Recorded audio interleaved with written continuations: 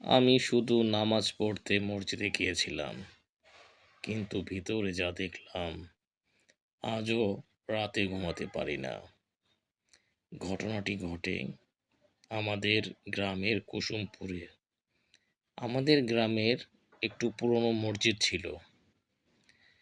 তো মসজিদ ছিল, সবাই সে মসজিদের ব্যাপারে বলতো সে মসজিদে রাতের বেলা কেউ সেখানে যায় না, কিন্তু আমি এসব বিশ্বাস করতাম না। একদিন সাহস করে রাত ৩টায় আমি সেখানে ঢুকলাম।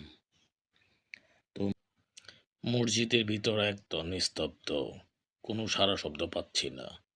হঠাৎ দেখি একজন লোক সেজদায় বসে আছে।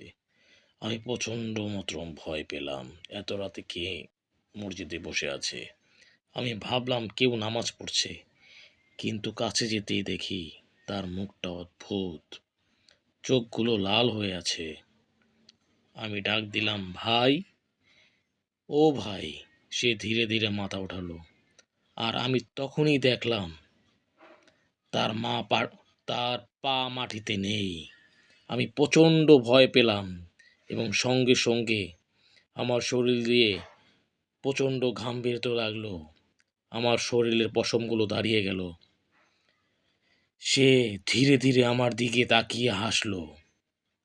আমি প্রচণ্ড ভয়ে দৌড়াতে আরম্ভ করলাম।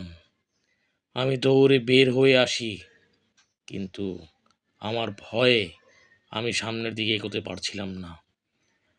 আজও সেই মসজিদের পাশ দিয়ে আমি যখন সেখান দিয়ে যাই, আমার শরীর সে শিউরে উঠে যায়।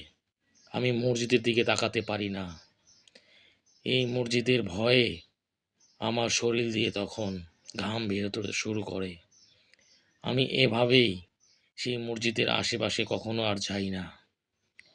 যাই হোক বন্ধুরা, আপনাদের সাথে যদি এই ধরনের ঘটনাটি ঘটতো, তাহলে আপনারা কি করতেন?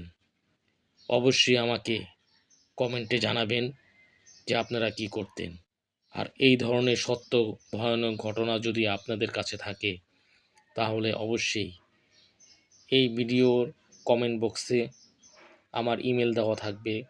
আপনারা সেখানে আপনাদের গল্প আমাকে পাঠাতে পারেন। পরবর্তীতে আমি আপনাদের নাম দিয়ে গল্প বলে দিতে পারব।